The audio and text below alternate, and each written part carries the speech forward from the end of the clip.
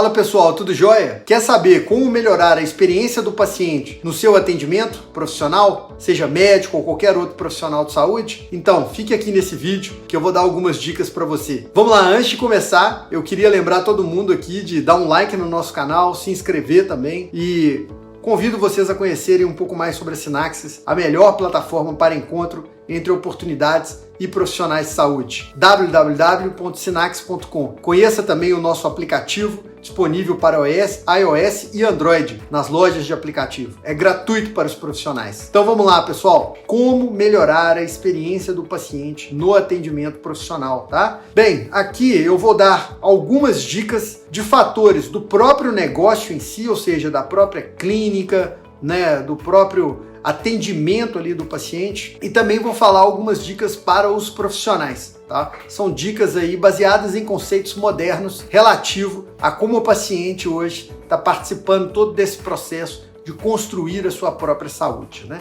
Então vamos lá, gente. 4 fatores do negócio em saúde em si, tá? Que precisam de ser olhado com muito carinho para que o paciente consiga ter um tipo de experiência diferenciada no atendimento. Primeira coisa, né, que o negócio de saúde tem que ter muito claro é definir quem que é a persona, ou seja, quem é o público-alvo, para quem você está querendo prestar o atendimento. Eu brinco muito que eu acho que o profissional ele deve fechar o olho e pensar quem eu gostaria que entrasse no meu consultório. Por quê? Isso vai fazer com que você modele o seu negócio para o atendimento daquela persona. Se você não tem esse pensamento e você faz com que o atendimento seja ao acaso, você perde particularidades de questões que aquele paciente poderia ter no seu atendimento e que você poderia ter mapeado essas questões todas antes de atender. Então, é importante para o posicionamento do seu próprio negócio, ele vai atender um público A, um público B, um público C. Se você está tratando com prevenção, você está tratando com tratamento de doenças, qual o tipo do modelo de negócio que você quer fazer, qual o tipo de cobrança, qual o tipo de ticket médio que você quer realizar, é vinculado a convênio ou não, é só particular. Então isso tudo eu acho que você tem que entender. Primeiro entender a persona, quem é o público-alvo que você quer atingir, porque esse público-alvo tem também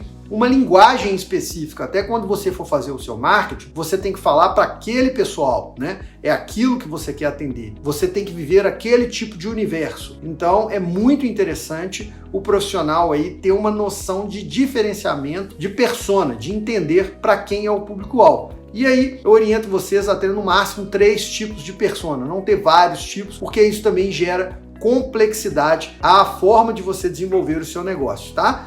Lógico, no mínimo uma, né? Eu acredito que no máximo, por enquanto, ao começar, no máximo 3. Tá? Segunda dica, bem, entender perfeitamente a jornada do paciente até o atendimento e, claro, após o mesmo. Como que esse paciente chega até você? Ele pesquisa na internet? Se ele pesquisa na internet, quais são os canais que ele faz? Ele vai lá e vai no Google, ou ele vai no Instagram, ou ele vai no Facebook, ou então no TikTok, ou alguma outra rede social que ele utiliza para chegar até você? Uma vez ele dentro do seu consultório, o que ele espera? Como é que é o atendimento dele ali? Qual o tipo de forma que ele espera ser atendido? E depois desse atendimento, como é que é o segmento desses pacientes? Então, mapear todos esses touch points do paciente, descobrindo a sua clínica, entrando em contato com você, chegando na sua clínica e depois saindo da sua clínica, é muito importante. Isso é a chamada jornada do paciente. Nada mais é do que um trajeto, desde a descoberta até o atendimento e após o segmento. É importante você ter isso mapeado, de um ponto de vista gráfico mesmo, numa folha de papel, entendendo todos os pontos até lá. Terceiro fator, é lógico, né, gente? Hoje a gente está muito focado nisso, que é a questão da experiência. Todo mundo está falando isso. É o fator experiência do atendimento. Como que você espera que seja a experiência de atendimento ali do seu paciente, né? O que ele está imaginando? O que ele tem que saber, por exemplo? Como é que está a reputação da sua clínica, né? Você tem isso muito bem claro para ele? E aí ele consegue achar isso nas redes sociais ou mesmo dentro da clínica, falando sobre a reputação ali do local? E os profissionais que estão envolvidos nesse atendimento? Como é que está a questão da reputação desses profissionais? É importante isso ser bem desenvolvido porque isso dá uma garantia de experiência positiva para o paciente. Não é só isso, mas é um dos fatores, né? Ele vai querer buscar. Outra coisa, como é que está o envolvimento da família nesse processo todo de atendimento? Porque o familiar faz parte também, né? Muitas vezes a gente atende o profissional, o paciente, e o paciente sai dali sem nada escrito,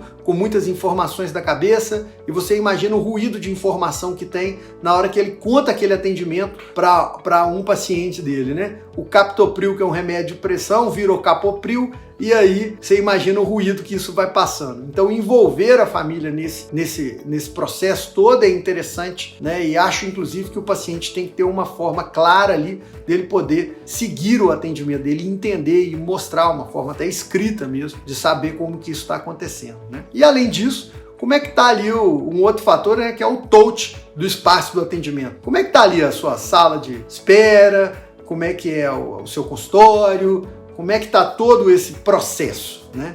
Isso eu acho que é muito importante de entender durante essa jornada toda aí do paciente. Existem, pessoal, assim, 5 pilares que é legal a gente pensar, tá? Dentro ali desse processo todo, dessa jornada, fatores mesmo do negócio que a gente tem que estabelecer para melhorar a experiência do paciente. Então eu vou falar aqui, né, desses 5 pilares aqui que são os mais importantes. Primeiro é a questão da acessibilidade, né? Como é que esse paciente chega então a você, né? Pensar nisso, tá, pessoal? Como é que estão os canais? Como é que está o touch com a clínica? Como é que está o touch ali com o profissional que está atendendo ele, né? Ele tem acessibilidade àquele profissional ou ele é um profissional intocável? Como é que está isso? Primeiro pilar desses aí importantíssimos, a acessibilidade. O segundo, pessoal, a agilidade. Ninguém quer uma consulta ou um touch para daqui, né, 2, 3 meses. A gente tem que ter uma forma de promover agilidade nesse atendimento, né? Então isso em canais diferentes, às vezes com telemedicina ou outra, mas você tem que ter uma forma de ter um atendimento mais ágil. Tem várias plataformas que podem te ajudar nisso. Outra questão, tem algum tipo de inovação no que você está fazendo? Né? Hoje a gente sabe, as áreas todas da saúde caminham com várias formas e equipamentos de inovação. E não só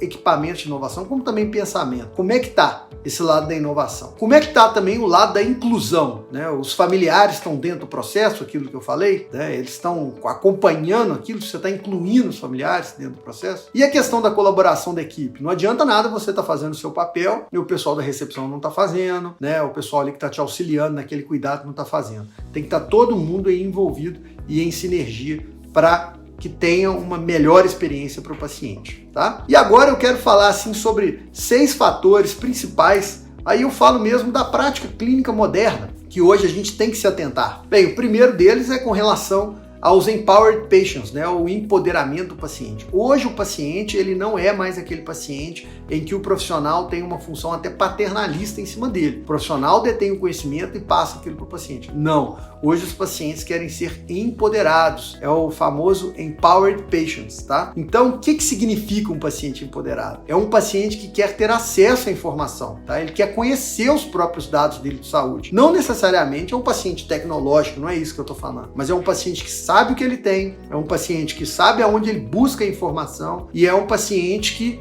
entende o que ele está fazendo. Todo mundo que mexe com saúde, trabalha com saúde, sabe que é importante você ter adesão ao tratamento. E isso nada mais é do que facilitar a adesão ao tratamento. É a tal da democratização do cuidado. Isso é muito importante, é uma mudança de paradigma hoje para a prática clínica moderna. Segunda coisa, gente, não vai faltar nunca: empatia e toque humano. Essas duas são fundamentais. Por mais que você hoje avance em inovação, por mais que você hoje avance em tecnologia, se você não tiver empatia e toque humano, você não consegue nada. Inclusive, o avanço na tecnologia permite com que nós profissionais tenhamos mais tempo para poder nos dedicarmos à empatia e o toque humano, né? É para isso que a tecnologia hoje vem nos auxiliar. Então, se o paciente não sentir isso de você, pode ter certeza, você pode ter um consultório, uma clínica linda, maravilhosa, cheia de tecnologia, mas se não tiver empatia, não tiver toque, se você não souber escutar, né, não souber se colocar no lugar do seu paciente, ele não tiver essa segurança,